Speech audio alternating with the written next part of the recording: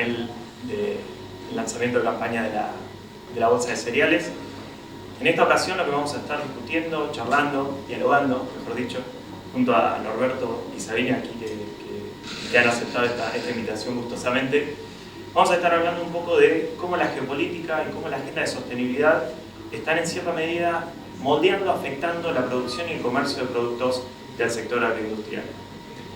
La palabra incertidumbre ya la escuchamos muchas veces durante las exposiciones anteriores, la vamos a escuchar mucho ahora y la vamos a seguir escuchando porque claramente estamos en un contexto muy incierto, un contexto que está asignado por distintas crisis, una crisis energética, sobre la cual vamos a tratar de tirar algunas líneas, una crisis alimentaria. Estamos, después de años de revertir los índices de hambre de la FAO, estamos en un contexto y en un momento bastante complejo, bastante delicado, ya que hoy por hoy entre 700 y 800 millones de personas tienen o padecen subalimentación o hambre.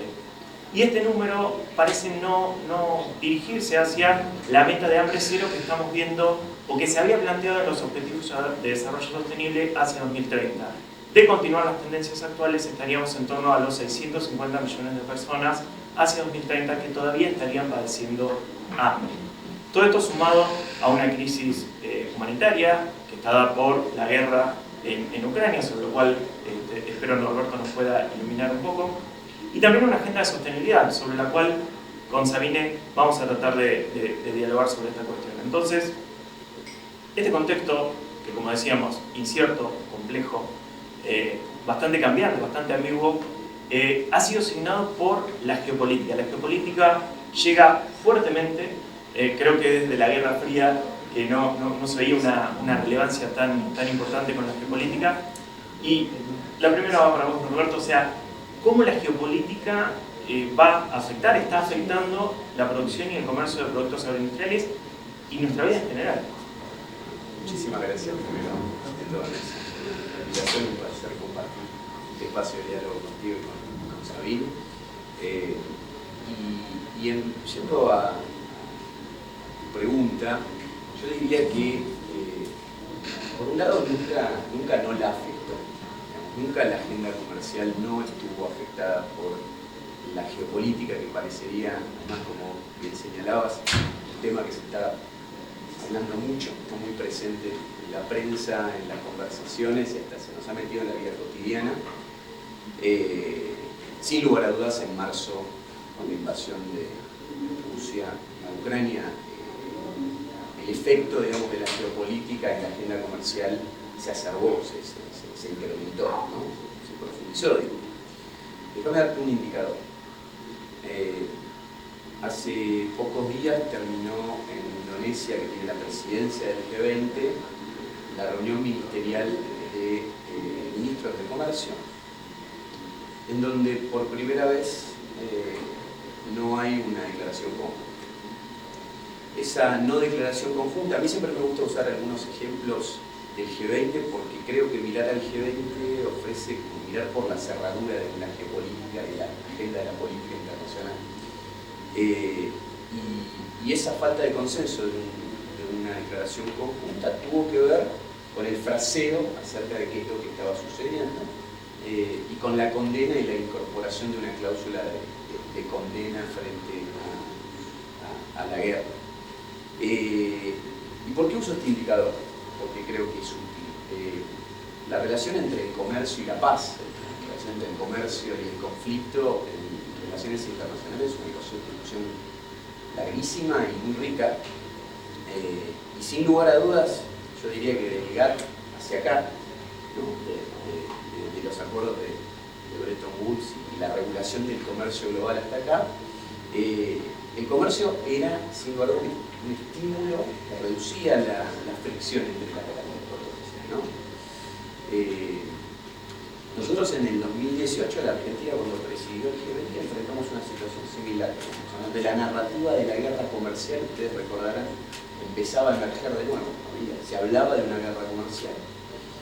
Y esa situación en realidad fue dirimida de otra manera gracias, diría, en buena medida al rol constructivo que ejercieron otros bloques y países, como fue la Unión Europea y Japón. Bueno, esa situación del 2018, si se quiere, hoy no está presente. Japón y la Unión Europea están en una situación totalmente distinta. La Unión Europea está inequívocamente metida dentro de este conflicto. Y lo que vimos en esta reunión del G20 es los países del G7 con un nivel de coordinación y de presión muy fuerte que llevó básicamente a la no posibilidad de tener una declaración común. ¿Qué quiero decir con esto? Que cada vez más en el escenario, digamos, que antes tal vez estaba más regido y determinado por lo que conocíamos como la globalización comercial, que era la tendencia dominante del orden global, ese orden global basado en reglas del que tanto hablamos, hoy está dando lugar o está dando paso a otro nuevo eje ordenador que quizás es menos la globalización tal como la conocíamos y mucho más la geopolítica, con todos sus componentes mucho más duros y más asociados a la seguridad nacional. Yo estoy viendo como nunca antes un debate, una confluencia de los debates acerca de seguridad nacional y acerca del comercio y las reglas comerciales. Así que yo creo que la respuesta está afectando mucho. De marzo hasta acá, más todavía, creo que vamos encaminados hacia un mundo en el que la geopolítica va a seguir muy, muy presente y afectando todos los tipos de temas. Bueno, me parece que hay otro tema que está en agenda y que se ha vuelto muy relevante en la agenda, que vinculado a la seguridad alimentaria tiene que ver con la agenda de sostenibilidad. O sea, la cuestión geopolítica está en el tope de la agenda, la cuestión de seguridad alimentaria está en el tope de la agenda y también la agenda de sostenibilidad. Si uno va para atrás una serie de años, desde la cumbre de Río en adelante, pero quizás el Acuerdo de París 2015 fue como el hito, el mojón que le dio la relevancia que quizás la agenda de sostenibilidad no tenía hasta ese momento. ¿Cómo afecta eso, la agenda de sostenibilidad, a la producción, al comercio, sobre todo de productos de este sector? Sí, es una pregunta clave, Nelson, en ese sentido, y es pensar desde 2015, quizás desde los Objetivos de Desarrollo Sostenible, que establecen metas en una agenda ya 2030, que sabemos que todavía no somos capaces de alcanzar, y después un compromiso que nos pone el Acuerdo de París en una agenda 2050, que por la trayectoria científica, también con los compromisos que tenemos a la fecha, tampoco estamos capaces de alcanzar.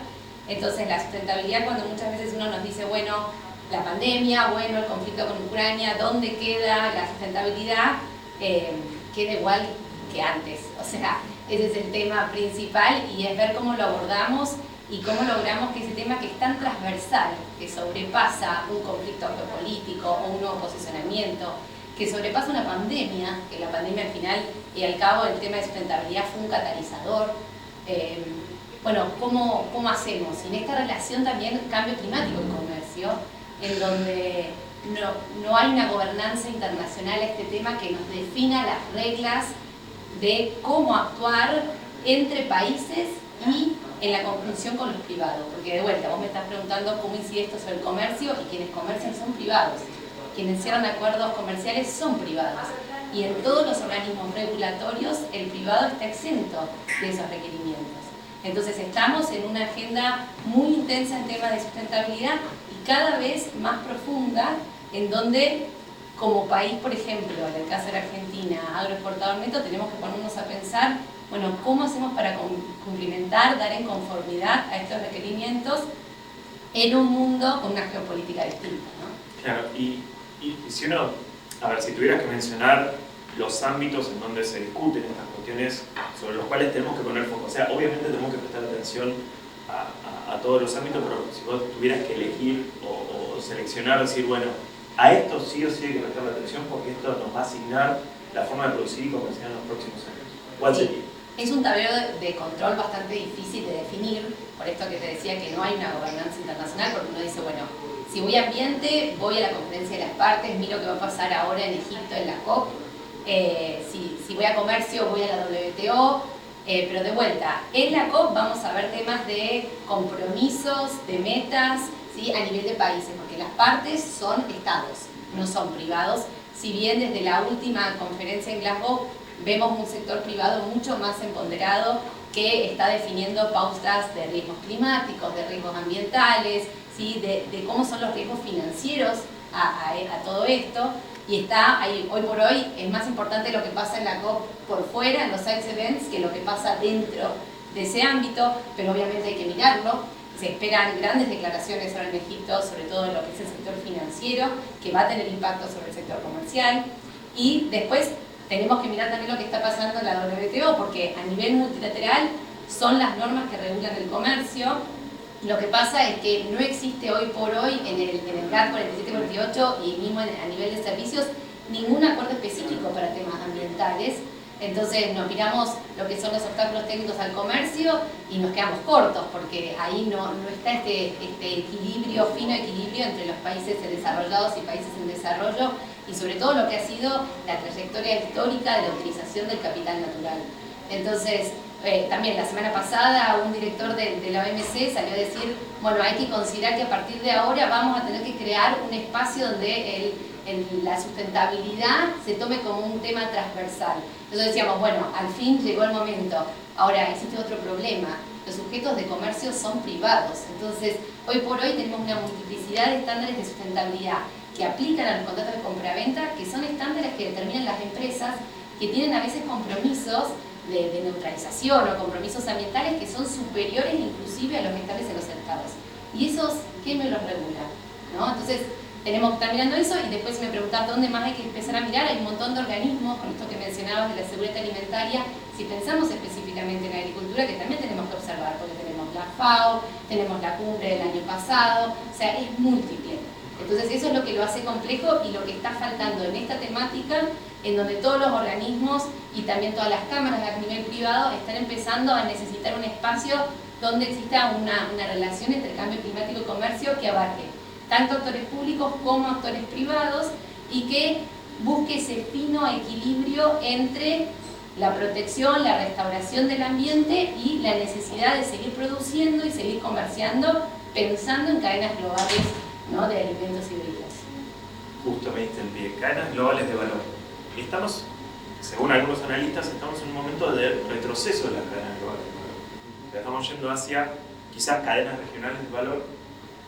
Y mucho tiene que ver con dos conceptos que se han mencionado bastante, uno más desde la pandemia, que es el nearshoring, y otro más vinculado ya a los sucesos de este año en Ucrania, que es el friendshoring. ¿Podés ahondar un poquito en eso y cómo también empieza a reconfigurar los flujos comerciales a nivel internacional? Bueno, primero yo diría que estos dos conceptos que vos introduciste están muy relacionados con lo último que mencionaba Sabine, de la tensión, digamos, cuando uno mira la geopolítica, uno piensa en los estados, ¿no? Uno piensa en actores que tienen una geografía que se mantiene en el tiempo, digamos, cuyos vecinos nadie puede mudarse de región, que tienen esta lógica, digamos, si se quiere, de hablar de mercados y Estado, ¿no? La tensión esta que yo manejaba entre la globalización y la geopolítica me parece que tiene que ver con la brecha de gobernanza que hay entre esa posibilidad de que el privado y el Estado, en un contexto de una vorágine de cambio tan grande, siempre corren atrás, ¿no? Entonces resaltaría mucho esto último que planteó Sabine, de la importancia de entender que esas agendas no se detuvieron, ¿no? Y que esas agendas siguieron, que incluso, así como si quizás la geopolítica estaba subyacente a muchas de estas agendas y estaba presente, tal vez hoy vemos como mucho más visible la conversación geopolítica y estas parecería que son más subyacentes o no tanto, pero siguen adelante. Y entonces acá entran estos dos conceptos, ¿no?, que parten de, yo quiero hacer de cuenta, digamos, que todos saben lo que era el offshoring, ¿no? Y parte de una reversión de una tendencia económica, si quieren, de la hiperglobalización, en donde el de las grandes economías se deslocalizó producción, se llevó a otras zonas aprovechando ventajas de distinto tipo, acceso a un recurso natural, acceso a un talento, aprovechamiento del mercado.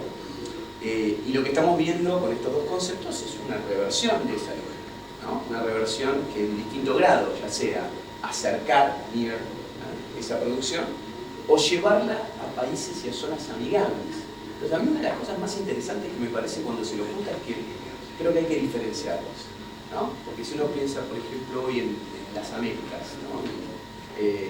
Y hoy piensa, digamos, en algunos grandes mercados más del norte de América, es decir, bueno, una cosa es reemplazar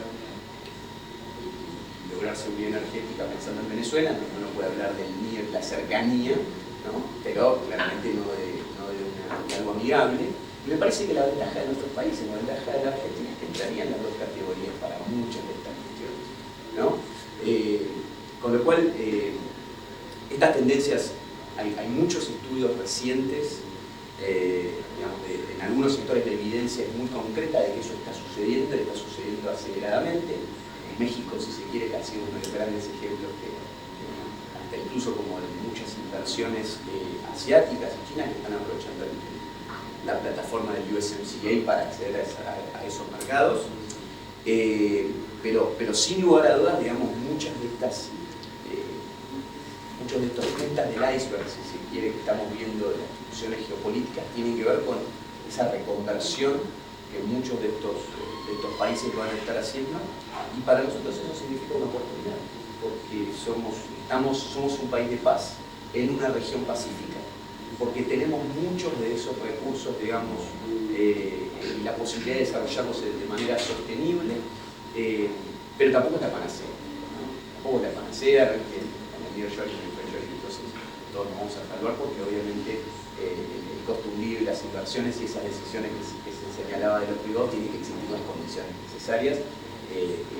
No se trata de una promesa solamente de que aquí nunca va a haber guerra y entonces con eso basta para que vengan a invertir. Sí, bueno, obviamente ahí la cuestión de seguridad jurídica, reglas claras, y sobre todo una red de acuerdos comerciales, sobre lo cual voy a volver después. Pero vos mencionabas esta agenda en construcción, y si conocemos o sabemos de alguien que desarrolla, construye y lleva adelante agendas es la Unión Europea.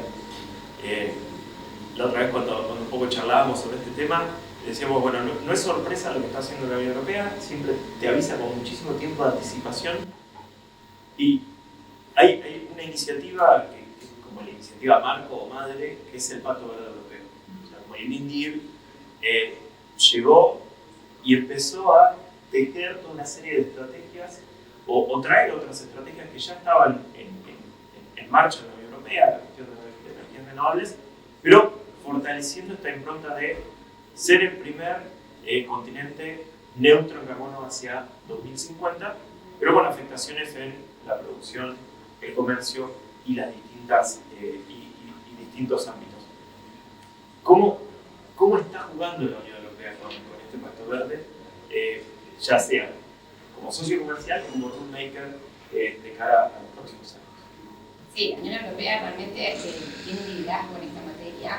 Como bien decías, nos viene contando y nos viene avisando desde hace muchísimo tiempo. Si uno ve el historial regulatorio o los mismos commitments que tomó la Unión Europea, nos ha puesto la vara muy alta y nos ha dicho desde el vamos que no es una cosa que ellos van a aplicar solamente para su producción doméstica, sino que también la van a aplicar en algo que hemos debatido un montón, Nelson, este dato nacional pero inverso, planteándolo en la necesidad de que todos los que quieran comercializar en la Unión Europea, ya sea a través de una regulación o sea de manera directa, van a tener que cumplimentar los mismos requerimientos que ellos les establecen a sus propios productores, en el sentido de que ellos lo piensan así, para que se entienda, ellos piensan en el reaccionador de la Unión Europea en tanto demanda.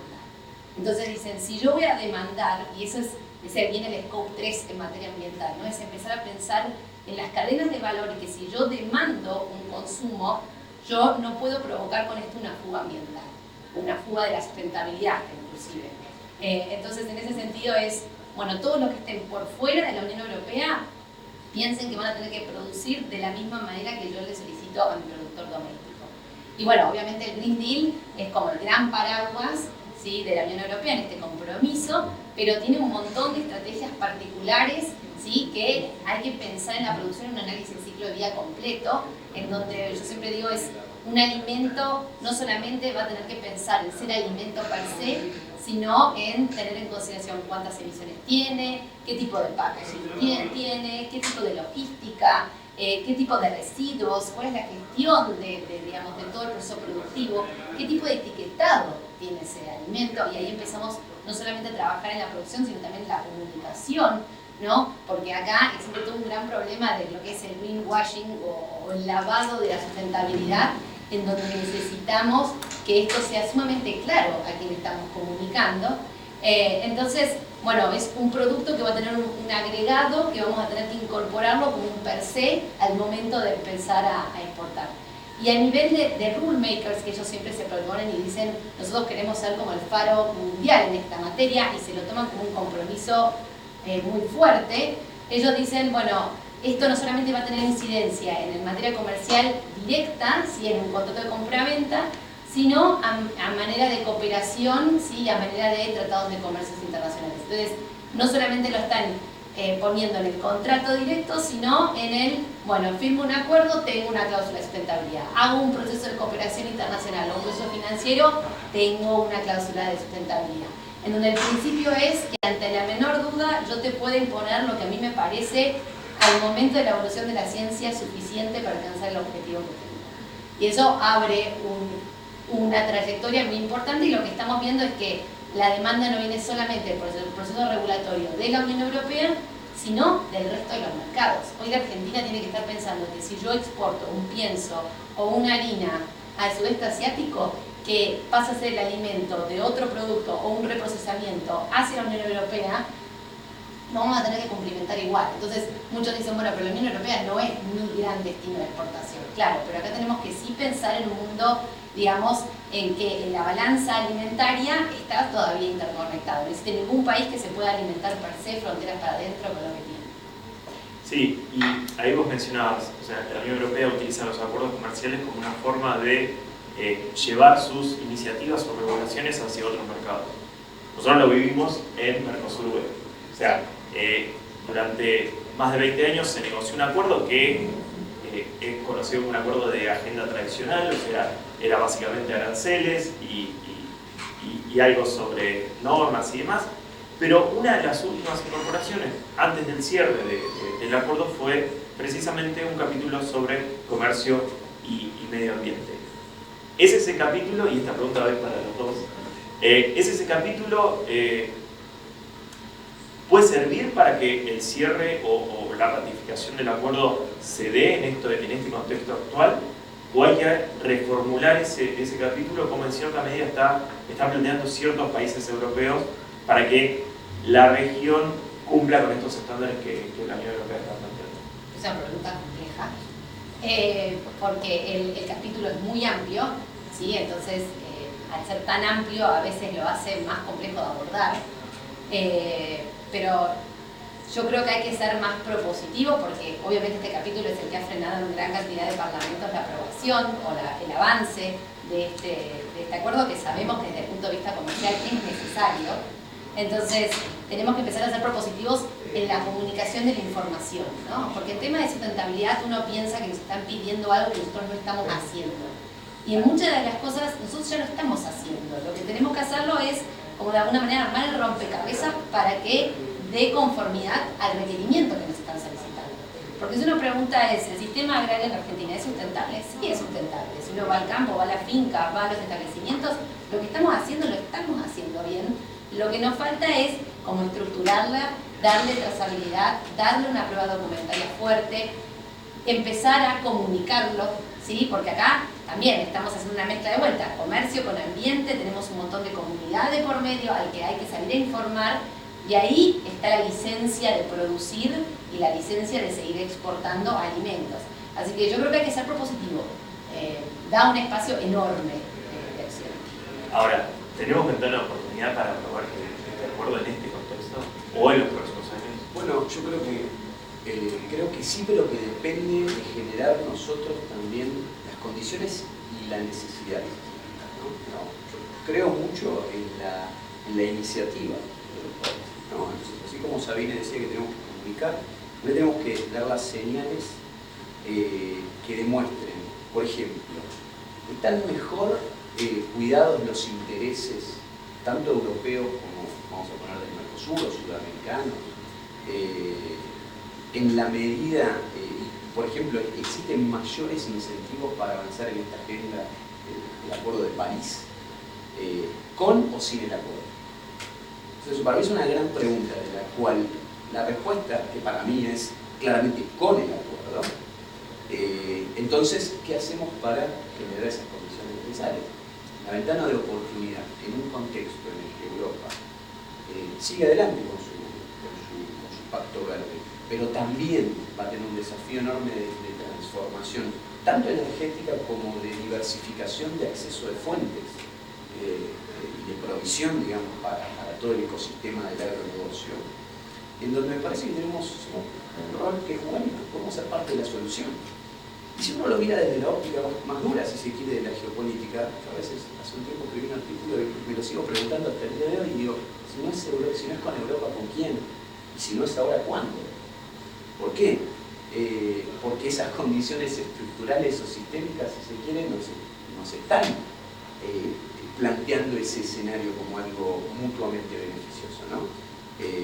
Ahora, digamos, estos procesos, como hemos dicho, o 20 años, ¿no? Requiere no solo que haya algunos factores más globales que coincidan, sino requiere mucha voluntad y inyección de vocación política también de llegar a ese acuerdo, ¿no? Porque también esto es una discusión política, que tiene un componente técnico muy importante, pero es una discusión política y obviamente Europa es uno de los lugares donde más fuertemente se está discutiendo este tema. Entonces, a mí me parece que de nuestro lugar, más que pelearnos con ese problema, tenemos que tratar de encontrar la forma de administrarlo para lograr lo que creo que había sido también un consenso generalizado, que llevara al fin ese proceso, firmarlo, ratificarlo, ponerlo en marcha, con los tiempos que eso significa también, digo, que me parece que forma parte de la explicación y de la comunicación que hay que hacer al respecto, ¿no? Yo diría... Sí, ahora la pregunta es, ¿el Mercosur institucionalmente, o sea, el Mercosur como bloque, están con condiciones de seguir avanzando, no solo en este acuerdo, sino en otras negociaciones, y en caso de no estarlo, por ahí es la respuesta anticipada que yo estaría dando, es qué reformas tendría que plantear o hacia dónde podría ir la llamada esta flexibilización o reformulación del bloque? Porque, ¿qué es lo que vimos en estos últimos tiempos? Vimos un Brasil que va hacia la reducción unilateral del arancel externo común. Después es convalidado, pero muy a posteriori, por la presidencia pro tempore y la reunión del resto de los presidentes. Vemos un país como Uruguay que dice, bueno, yo hago un estudio de factibilidad para negociar un acuerdo con China. Cierra ese acuerdo, ese estudio de factibilidad, y hoy tiene la presidencia pro tempore. Uruguay avanza en esa estrategia que algunos podrían considerar que es casi rupturista de lo que... O sea, ¿hacia dónde podría ir esta flexibilización que entendemos que es necesaria para que después el bloque pueda servir como plataforma de integración con el resto del mundo? Yo diría que tres cosas, ¿no? Tiene que tomarse en serio y dar un salto hacia adelante o salir por arriba con una diagonal de los tres temas centrales que nos preocupan. Uno es la progresiva reducción de la arancel externo común. Casualmente son los tres temas en donde los 4 países del Mercosur tienen perspectivas diferentes, ¿no? La señal al mundo en términos de institucionalidad es lo que en buena medida se necesitaría con mercados maduros, si se quiere, y mucho más desarrollados, como podría ser el caso de la Unión Europea, pero no es el único. Es demostrar la seriedad de que somos capaces de culminar el proceso de integración entre nosotros, ¿no? El perfeccionamiento de la zona de libre comercio y terminar de hacer lo que nos comprometimos a hacer entre nosotros, me parece que es una tarea ineludible, que no lo va a poder solucionar ninguna presidencia pro tempore que no reconozca esta situación, que para mí el corazón de la problemática hoy está dada, que siempre el Mercosur se ha movido al ritmo de su jefe de Estado, y hoy tenemos a los 2 principales socios del Mercosur, que no, a ese nivel, a nivel de la diplomacia presidencial, no han puesto el acento en esa necesidad de llegar a un acuerdo, ¿no? Ese es el segundo que vos vos también lo mencionabas, una agenda ambiciosa de negociaciones, pensar al Mercosur como la plataforma que es, pero para que eso suceda, y nosotros creo que tenemos que ser conscientes que hoy hay miradas puestas en el Mercosur. Si bien tenemos mucho para... Hay miradas puestas en el Mercosur por el rol que los países pueden, ¿no? En términos agregados, los 4 países juntos son el principal exportador neto de alimentos a nivel mundial. Es decir, uno divide el mundo y analiza esos primeros 23 capítulos de la nomenclatura y divide el mundo entre exportadores netos y importadores netos. El rol del Mercosur en ese escenario es muy importante. Entonces, pero para eso que es necesario, y acá viene la tercera, digamos, cualquier agenda de negociaciones se tiene que sustentar en una agenda seria de coherencia. A mí me gusta hablar no de convergencia regulatoria, porque me parece súper ambicioso. Genial, digo, como meta siempre ir hacia eso. Pero empecemos por la coherencia regulatoria. Si somos capaces de dar un paso serio, fuerte, hay un trabajo muy grande que se viene haciendo no solo a nivel sudamericano con el Consejo, sino también a nivel hemisférico con el ICA, que está haciendo un trabajo muy fuerte en esa materia. Yo creo que ahí está una de las llaves, ¿no? Un trabajo serio de coherencia regulatoria que permita darle una consistencia básica a las reglas de juego, digamos, para la producción, y sobre todo en estos dos sectores, o en el sector específico de alimentos. Yo creo que puede ser el diferencial enorme. Es una tarea muy difícil por el rol, digamos, fuerte de las agencias a nivel nacional, y a veces las resistencias que siempre suele haber de todos los procesos de armonización, pero de vuelta, con mucho trabajo técnico que creo que existe y se está haciendo, y con la vocación o la voluntad política necesaria, esa puede ser un diferencial. Perfecto. Hoy hablabas sobre el rol del sector privado. O sea, vos decís, los acuerdos los firman los gobiernos, pero los que tienen que ponerse a trabajar en adecuar sus procesos productivos y comerciales son los privados. Y me parece que hay un cambio de visión en el sector. Antes, cuando se hablaba de cualquier tipo de iniciativa de corte ambiental, se decía, no, es proteccionismo verde. O sea, ya de entrada, ni siquiera se entraba a la discusión. Entonces era como una posición más reactiva. Ahora se está viendo algo más propositivo, me parece. O sea, el sector privado ha avanzado en iniciativas, bueno, el programa Argentino Neutro, de la cual estás muy familiarizada, sos la coordinadora, pero también la red de buenas prácticas agrícolas, la visión sectorial de Gran Chaco.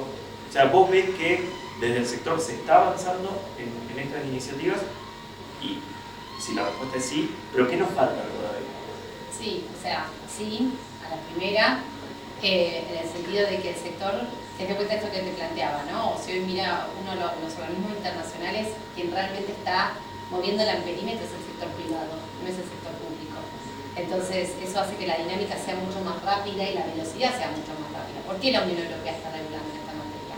Porque tenía una ensalada dentro de todas las empresas que tenían los diferentes Estados miembros, y necesitaba a un consumidor que estaba demandando información darle una cierta nivelación. Entonces el sector público va detrás de lo que el sector privado le dice que es el camino a caminar. A nivel de Argentina estamos haciendo lo mismo. Entonces, ¿por qué? Porque el sector entiende un poco lo que decíamos recién de que esto se podía o se veía antes como un proteccionismo verde, y eso es un pipeline, ¿no? Es un tiempo que va a debatirse un montón, que tiene los tiempos de los organismos internacionales, pero tenemos otro tiempo de que son las empresas que tienen que sacar un buque que carga mañana, y que le está viniendo hoy, por ejemplo, un reglamento de la Unión Europea que está próximo a aprobarse, en el cual tenés que demostrar la cero deforestación incorporada de tus envíos, ¿sí? Y bueno, vos te podés quedar en la dinámica de debatir si esto realmente, como solución unilateral que está imponiendo la Unión Europea en la temática, con una fecha de corte que es totalmente subjetiva, ¿sí? que va, digamos, que da por tierra todo el ordenamiento, por ejemplo, territorial que tenemos en Argentina. Mismo esto que decía recién, de que los ordenamientos territoriales en los 4 países del Mercosur son distintos, entonces tenemos una mirada totalmente distinta de qué es lo que corresponde. Es eso, o sea, toda nuestra organización y nuestra regulación interna pasa a ser una condición necesaria pero no suficiente. Entonces, ante esa no suficiencia que nos está dando, digamos, la organización estatal, los privados tenemos que empezar a jugar un poco más rápido. a poner el pie en el acelerador y a trabajar, lo que yo siempre digo es en las no conformidades. ¿Cómo podemos darle la vuelta a esto para que en ese diálogo que está un poco a veces roto a nivel de estados, el sector público pueda aportar para encontrar una solución? Te digo, por ejemplo, un tema clave. En el reglamento de deforestación cero incorporada a la Unión Europea se está debatiendo entre fecha de producción con respecto a una fecha que tenés salido de los campos con la carta de soporte. Entonces vos decís, mira, la única prueba documentaria que yo tengo para demostrarte respecto a una fecha de producción es la fecha de carta de porte, que no es lo mismo, pero a nivel de trazabilidad y de prueba documentaria es lo único que te puedo demostrar, ¿sí? Entonces, encontrar ese acercamiento es lo necesario. Para eso necesitamos un sector privado que empiece a entender, que esté sensible con el tema, que tenga la capacidad para poder hablar entre uno y otros, que tenga a su vez también el desarrollo tecnológico necesario para poder brindar información a esto, y que a su vez sea propositivo, es decirte, mira, con una carta de porte, vos lo tenés acá, no vas a poder tirarte X cantidad de tiempo, pero para lo cual tenés que haber analizado intracadena bien todos los puntos y todas las pruebas. Eso es lo que está haciendo, por ejemplo, el BISEC hoy por hoy, que es este programa que intenta dar una respuesta en puntos y comas al reglamento de la Unión Europea y a intentar llevar al sector público aquellos puntos de no conformidad para que encontremos una rápida solución para que no pase lo que nos pasó con el lío, que de repente un día para otro no podíamos cargar más de los buques. Y por otra parte es también lo que está haciendo el Programa Argentino de Carbono Neutro, la red de buenas prácticas, en el sentido de ser propositivo, saber cómo es que yo puedo mejorar, ¿no? O sea, qué es lo que yo puedo implementar para reducir mis emisiones y pensar en adelante, ¿no? ¿Cómo puedo yo, si no, empezar a compensar? Que eso es un gran tema, ¿no? Porque la agricultura, sobre todo en lo que es la parte de emisiones y estos caminos hacia la neutralización, tiene una mochila muy pesada, porque tiene que reducir emisiones y a su vez también es parte de esta solución al problema, porque a través de soluciones basadas en la naturaleza somos los que estamos siendo mirados para reducir aún más las emisiones. En nosotros está la solución, porque en la energía fósil, que es la gran emisora, es una cuestión de transición hacia otro tipo de energía. No, la agricultura es produzcan más, con menor impacto y a su vez capturen más. Entonces, realmente tenemos que ser muy propositivos, pero para eso, por ejemplo, desde el programa, nosotros siempre decimos creamos herramientas que facilitan el cálculo y la gestión del carbono equivalente por producto, pero a su vez también sensibilizamos, empezamos a pensar como cadena, generamos un ecosistema donde empezamos a decir, bueno, a ver, tengo que empezar a medir no solamente cuántas emisiones tiene incorporar el producto, sino tengo que ir a que me venda el insumo y que tenga un perfil ambiental, que sepa ese insumo que por ahí viene de Asia, cuántas emisiones tiene ese transporte, cómo puede empezar a reducir, o mismo empezar a pensar el flete lleno o el flete vacío en la República Argentina, o otras modalidades de transporte, o por ejemplo tener reuniones con empresas de packaging, ¿no? De empezar a pensar que ese paquete de fideos o esa leche larga vida tiene que salir con un packaging mucho más sustentable, empezar a pensar en plásticos, o sea, es amplísimo lo que uno puede hacer, pero necesita trabajar propositivamente y esto requiere de un avance de la ciencia también continuo.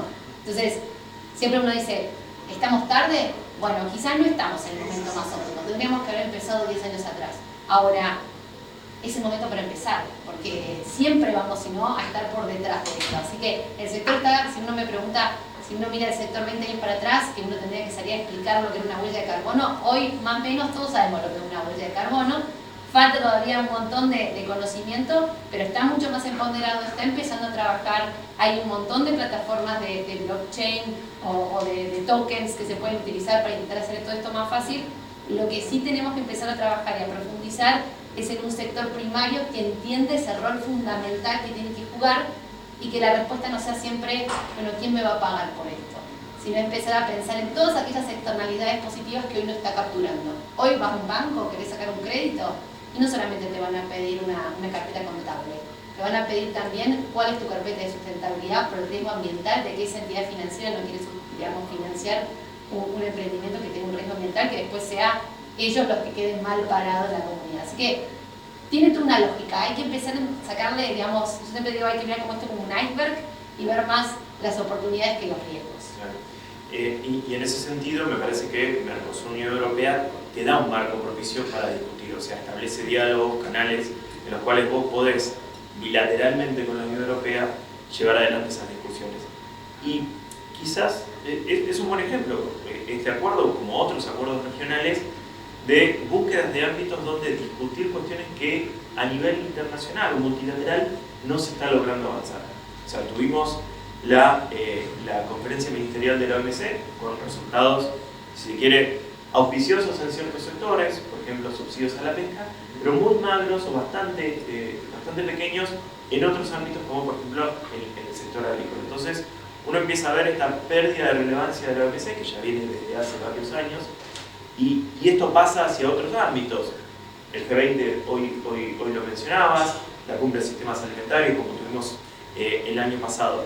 Entonces, ¿cuál es la salida a este problema? Es apostar al multilateralismo, recluirse en el ámbito regional. ¿Cómo lo ves en ese sentido? Yo coincido, digamos, en el diagnóstico, para empezar.